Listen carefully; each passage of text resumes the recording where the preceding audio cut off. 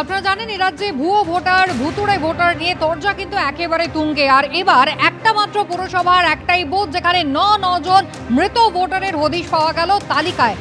দাঁইহাট পূর্ব বর্ধমানের দাঁইহাট পুরসভা, যেখানে একই বুথে ৯ জন মৃত ভোটার, তাদের মধ্যে কেউ ৫ বছর আগে মারা গিয়েছেন, কেউ বা ৩ বছর আগে মারা গিয়েছেন, কিন্তু ভোটার তালিকায় সেই মৃত ভোটারদের নাম এখনো জ্বলজ্বল করছে।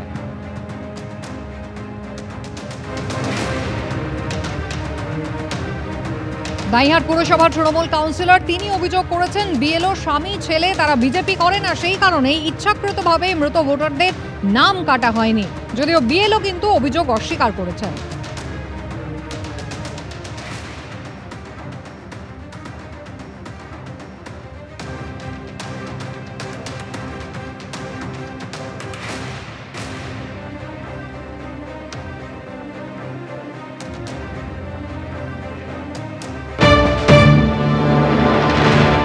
ইন্দ্রনাথ সান্যাল কোথায় আছে একটু আমাকে বলবেন, ডেকে দেবেন একটু।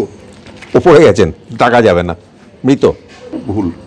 ভুল আছে, উনি মারা গেছেন 2021 সালে। না, আমাদের তরফ থেকে জানায়নি, তবে ওরা এসেছিল, জেনে গেছে। সুনীল কুমার ঘোষ, ওনাকে ডেকে দেবেন একটু।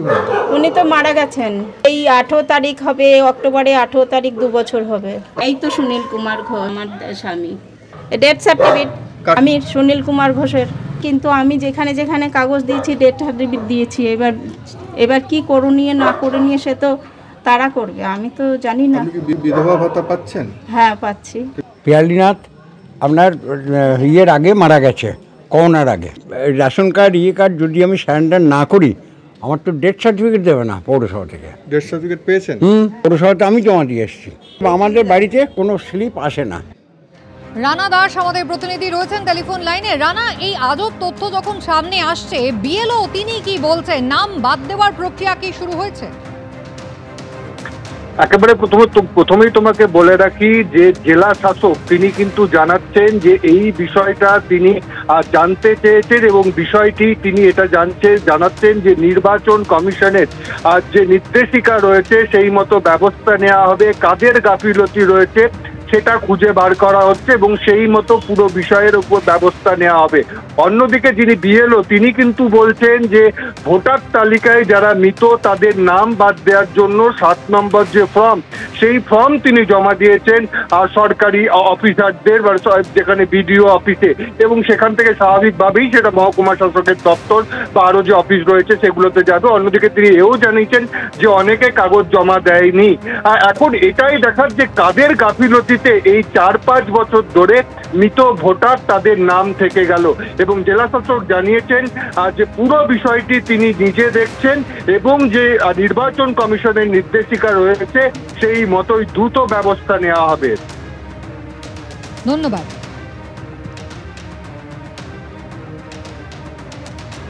বিএলওর বিরুদ্ধে ইতিমধ্যেই অভিযোগ করেছে এই মৃতের পরিবার। রাজনৈতিক অভিসন্ধির অভিযোগ তার বিরুদ্ধে, যদিও অভিযোগ অস্বীকার করেছেন বিএলও নিজে।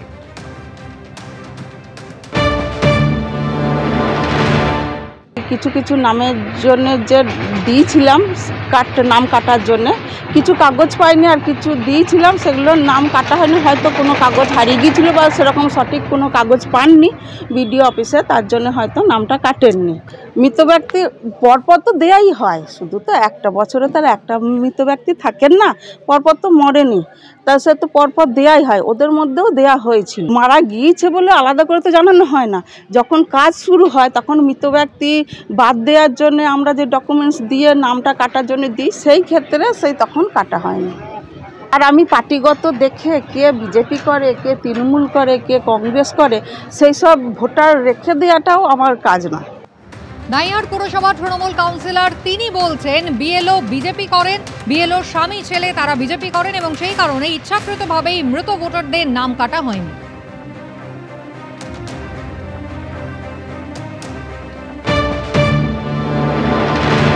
3 নম্বর ওয়ার্ডের ভোটার লিস্ট আমরা দীর্ঘ 2 বছর ধরে ঘাটছি, দেখছি যে কিছু ভোটার আছে, সেই ভোটারগুলো কেউ 3 বছর, কেউ 4 বছর, কেউ 2 বছর, কেউ 2.5 বছর আগে মারা গেছেন, অথচ দেখা যাচ্ছে এর মধ্যে 3 বার ভোটার লিস্ট প্রকাশিত হয়েছে, তা সত্ত্বেও এই মৃত ভোটারদের নামগুলো কাটানো হয়নি।